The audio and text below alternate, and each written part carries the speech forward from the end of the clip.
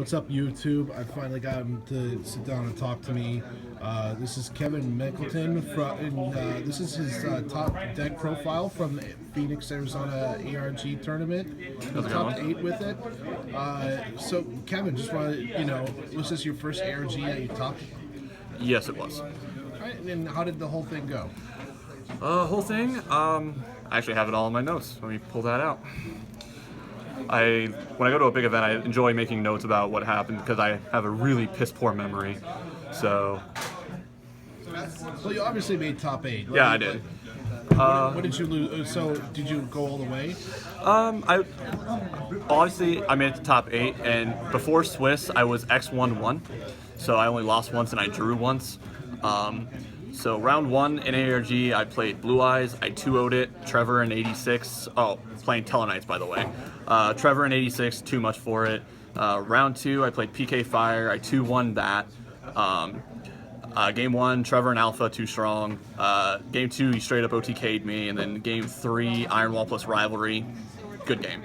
Round 3, I played Klee Demise against another local team, and I guess another local team member here from a rival team, I guess you can call it. He 2-0'd me. I just couldn't. It was Demise Mirror, but he was playing Klee, so he just drew his shit faster than I could draw mine. Round 4, I played PK Fire. This one I drew with. I won Game 1, he won Game 2, then Game 3 ended in a draw in time.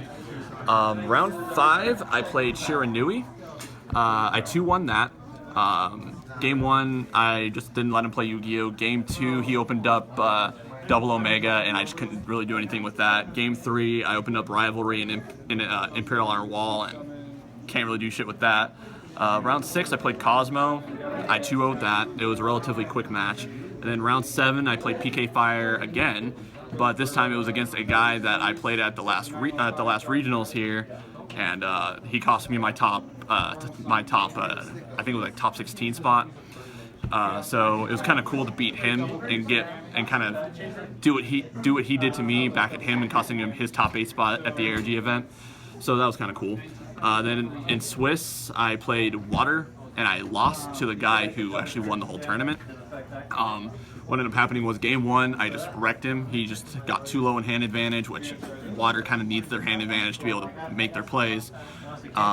Game 2, he hand looped me, so I couldn't really do anything. And then Game 3, it was pretty back and forth, but he just top decked Soul Charge, and that's what won in the game. So unfortunately, that kind of cost me going into top 4. So that was my ARG report. Right, so you were obviously running with, Satellarknight. So is it just Demise Satellarknights? Yeah, it's Demise Satellarknights. Okay, and you have the deck on you? Yes. All right, so we're about to look at his Demise Satellarknights over his lovely ARG mat here. So that, works out just fine. So, and of course, the ABCs are on the way, so might as well get ready for that. So here's his deck. Yep. So starting off, the obligatory triple to Neb. Stratos for the deck. That's German? My entire Satellarknight core is German. Oh, get wrecked. Anyone who says that's not cool. So obligatory, it's Stratos. Search any Satellarknight monster except for itself. When it's summoned, period, flip, normal, special, doesn't matter. Altair, which is Wolf Bark. Lets me pull from grave, allows me to keep my combos going. Instant rank 4 plays. Triple Unuk. This has actually become a lot more of a staple now with Card of Demise, because this plus Card of Demise equals really good hand, because as opposed to opening up the Neb where you're going to add another card to your hand and draw less off of Demise, this will send to grave, and then you can just set all your traps and draw more and have to discard less. So something that was completely oblivious to Satellarknights are now a thing. Yeah. Awesome.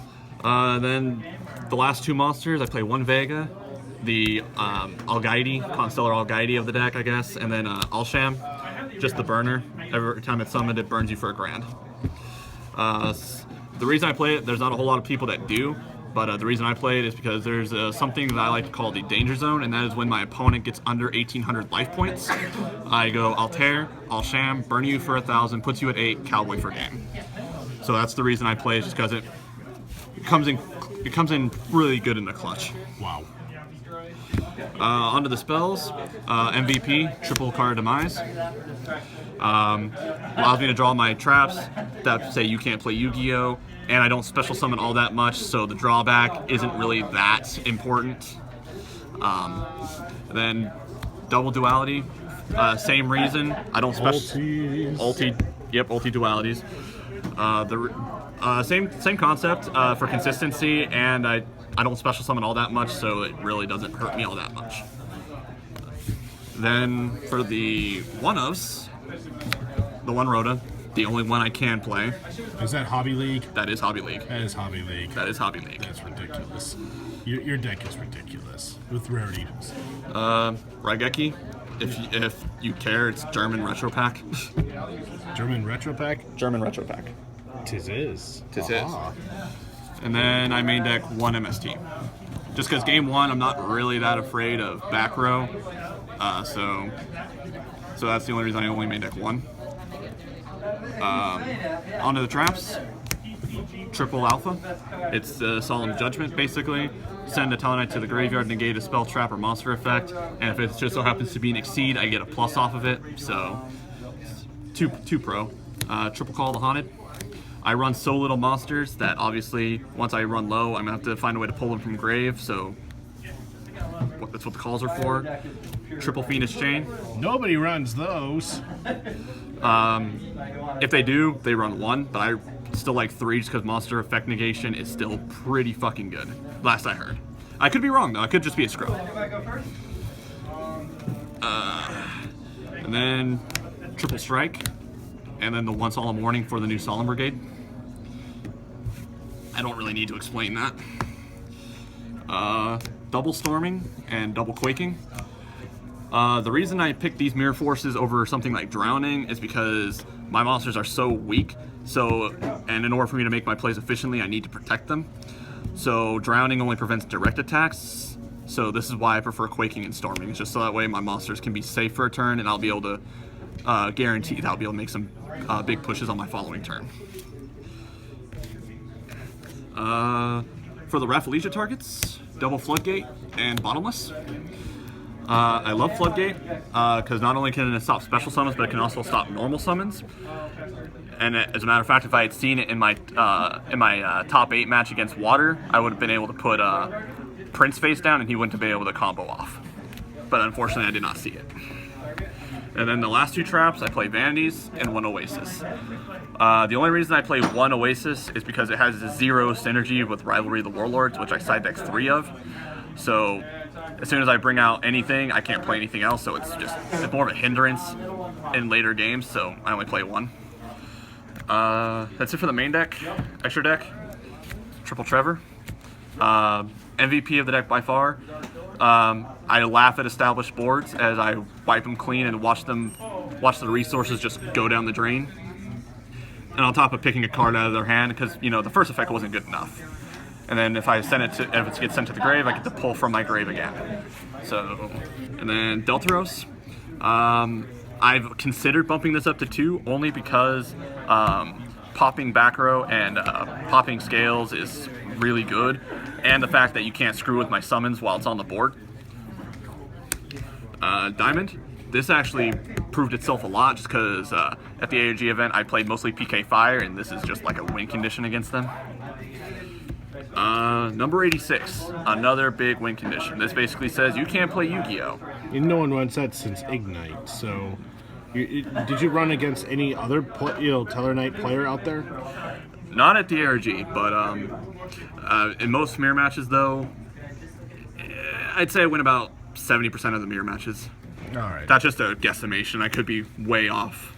Bujintai Tsukiyomi. Because Card Demise is not enough draw power. So if I open up a Vega hand, I'll go Tsukiyomi, settle my traps, pitch whatever monsters I have left, draw 2 more, set more traps. So it's a really good play if I have a lot of monsters in hand. Utopia and Lightning, just because... Gets over big guys. It gets over big guys, and PK Fire and Cosmo can't do shit when I swing. Abyss Dweller. Just because it's a good generic rank 4 that says fuck you to the graveyard. Dagusto Emerald, another draw engine, as well as letting me recycle my Altairs and other monsters that I want back in the deck once I run out. DT is so pretty. DT is really pretty. Rafflesia, just because Rafflesia set 4 becomes Rafflesia set 5 essentially. Castell for floodgate removal. Galliard Cowboy, I already told you the Danger Zone combo. And then Honor Arc, just because it's a generic rank 4. This will probably get replaced with the new Satellarknight Exceed that's coming out in the Invasion of Vengeance. All right. Well, that's his deck from what we've seen. Now again, side decks are, typically, just generic. But what did you side in this event? For the ARG, I sided. There's 2 cards in here that weren't part of ARG, but that's because my mail was fucked up and I didn't get them in time. So, triple Impwall, MVP side deck card of the day, PK Fire, Shiranui. It just wrecked them. Second MVP was Rivalry, the Warlords. My deck is all warrior. It doesn't really hurt me all that much. And then when I side that out, or when I side this in, I usually side the Oasis out. So then I played triple anti-spell fragrance for the pendulum matchups. Outside of the Demise Klee that I played, I didn't play any pendulums. And this is not good against Klee Demise, so fuck it. So just basically it became a dead side. It became a dead side, basically, for the event. But that's just because your matchups were just not necessary for it. Yeah. And then these were Masks of Restrict, because I didn't get these in time, but now I play 2 Grave of the Super Ancient Organisms. Basically, it shuts down level 6 and higher special summon monsters from activating their effects and from attacking. As I said earlier, protecting my monsters on my opponent's turn is pretty necessary, so this just being a really good floodgate to prevent them from running my shit over and from activating their effects, pretty good, and I don't play any level 6 or higher, so hurts me 0. And then I play 2 Chaos Trap Holes. They never came up. I might take them out, but they're good in theory. And then just the other 2 MSTs. And that's it for sideboard. All right, so any other words you want to say about to anyone out there on the YouTube world who might want to pick up this deck? If you decide to play any Demise variant, whether it be Klee, Helmet Knights, Yosenju, any Demise variant, if you're gonna play back row hate, don't put in Twin Twister. Twin Twister bad. MST is inherently better. Or if you prefer the new Galaxy Cyclone, that works too, if you are okay with paying life. Okay, well that does it for this deck profile video. You can see more of Kevin at Team Eagle Factor, because he's part of that team, as well as I am. Right, and of course you can always like and subscribe for more deck videos, and hope you have a wonderful evening. Later. Deuces.